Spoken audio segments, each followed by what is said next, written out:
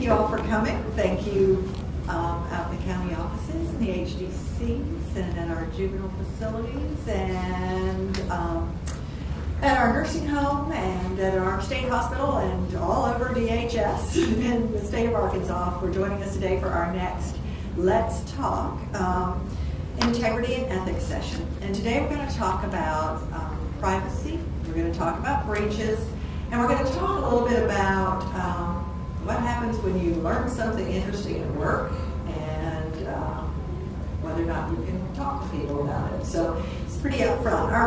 Our group today, we have with us next to me is Martina Smith. If you don't know Martina is our privacy officer here at DHS. Next to her is Jeff Dean. He has a formal title of being our Chief of Information Systems, but we call him our Chief Geek. And then Mary Franklin, who is the Director of the Division of County Operations. So thank you all for coming. And let's just get underway. So we want to talk a little bit about privacy and breaches. And this is what Martina deals with all day long, is trying to make sure that we do maintain the privacy of our beneficiaries and that we don't breach that information. So Martina, can you just talk to us a little bit about what is a breach of privacy and what do you see happening here at DHS? Sure. Well, our office investigates incidents and breaches that occur regarding someone's personal information. That would be social security number, date of birth, or name. But we also investigate whether or not protected health information has been released. And that would include information about someone's health care, their diagnosis, what medications they take, whether or not they receive Medicaid and what their Medicaid ID may be. And if that information is released, then we may have a situation where we have a breach. And if that happens, then we will need to start a process of determining whether or not we need to report that breach to the Health and Human Services. And so we ask everyone that if you think that there's an incident or your information has been breached, do not make that decision yourself. Contact the privacy office, or you can go to DHS Share, look on the right side, and you'll see Incident Reporting System, and you report it to us there. Fill that out, explain to us what happened, and we'll determine whether or not there has been a breach of information. So, if there is a breach, can you talk to us a little bit about just maybe some real-world examples? Why does it matter for the beneficiaries? What kind of things happen here? Sure. So, for example, we've had a situation where there is someone in DHS custody, so whether that be an adult or a child, where the caseworker lost the file. And the file contained what exactly? Name, date of birth, social security number, counseling statements for the children. And so it's important that you report that so that information doesn't fall into the wrong hands.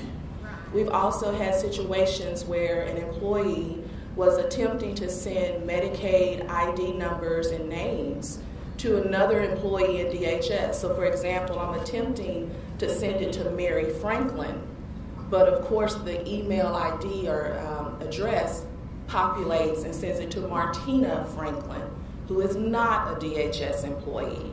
And now that person outside of DHS has the names and Medicaid information of some of our clients. And I think we're all familiar with, sadly, I guess all of us are familiar with breaches that occur in other areas, and we all end up knowing that our personal information that somebody can use for credit purposes or to get a loan or to use some of our financial information can be out there. So it's really important to protect the information, both from a health standpoint as well as from a financial standpoint for people. Breaches, most breaches you see here, they're not intentional. Correct. People don't mean to actually breach the privacy. It happens just because of a mistake or because we're just not really thinking about the privacy of the person whose information we're breaching. Mary, can you talk a little bit about this from your perspective? Because in the county offices, y'all see a lot of information on people in all kinds of ways. We do, not just in person with face-to-face interactions. We have a lot of documents and paperwork. We're mailing a lot of things to customers, and it can happen even unintentionally where one client's information got mailed to another client's address just completely by mistake. But those things still need to be reported so that we properly follow up and make the proper notifications, and we put things in place to help those not happen again. Other ways where we have had breaches unintentionally have been through good intentions. Our staff who are trying very hard to help people, and maybe they have texted on their personal state phone to a worker who was out in the field and needed some information. But you know, those kinds of things need to be done on state authorized equipment. They did it on their personal phone. They did it on their personal phone to someone who had a right to have the information and needed the information, but it was the method that they used to communicate the information that caused potential breach. Same thing can happen if we shouldn't email clients from our personal emails, even if we're trying to take care of agency business. And we shouldn't use social media or Facebook messaging or any of those modes of communication, even though it may be convenient or you know you might be able to reach them that way. We've got to use our encrypted and state authorized communication tools. And that's, you know, Jeff and the IT team and Martina work very, very closely together because we have put in place here a lot of protections through our IT system. I mean, Mary mentioned encryption, but we spend a lot of money and try to stay as state-of-the-art as we can so that when you're working and using your state phones, your state computer, what you're doing is protected there unless it gets sent accidentally, as you said, to another source. But Jeff, I know you talk to me, you and Martina, often about, in spite of what y'all do, at the end of the day, security is only as good as the operator, the person who is actually using the phone or using the computer. Yeah, that's correct. You know, we put as many systematic protections, and we have policies in place, and we go through that, and there's annual training. So, but if you talk to the industry, they basically say it's not a matter of if, it's when, right? So, because, and you are our last line of defense. So, not sharing your passwords, not giving out your passwords. The same reason you get that email that says a prince wants to give you $10 million, that we get those emails all the time, right? And the applications that we have in place, the things we have in place don't catch everything. It's not 100%. We're always behind the curve because they're always trying to improve their methodology. So realizing those, watching out for those emails, and we have them so that it's coming from someone internally. They've clicked on a link or something, and it's grabbed their list. It looks like it's coming from them and legitimate. So just know we're never going to ask you for your login and password. So we're never going to send you an email that says you need to validate your account. Microsoft's not going to send you an email to do those things. So those emails should be reported immediately so we can investigate them. So DHS security, so it's an email address that you can use to report all of these things. The critical thing is the faster we respond, the better. And also, there's a reason we have a policy not plugging in USB keys or unknown devices. So when they were doing an audit to see how good our security measures were and how good our training and processes were, one of the things those auditors did was leave some USB keys around this place to see if someone would plug it in. And it had a program on it that would report home to know. Now, we did very well in that. But there's reasons behind all of the policies. So, and that's why it's important that you are that last line of defense. And if there's something fishy, definitely report it. So, because the faster you respond to something like that, we might be able to prevent that breach or at least minimize that risk. I've seen some lately where they're trying to imitate, in fact, federal agencies. You know, I mean, so that really is, when you get something, I mean, as Jeff has said to me many times, when you get something that you're not expecting from a source that you don't deal with all the time, don't just automatically click on the link that they tell you to go to. It's better to just, I often send things to them and say, you guys want to just check this out before I go look into it? They respond very quickly, run a check very, very fast. So it's always better, as he says, to make sure versus finding that in some way you've allowed somebody to break in through our system. Mary, you mentioned social media. And I think that's an area where we have had a number of issues around privacy.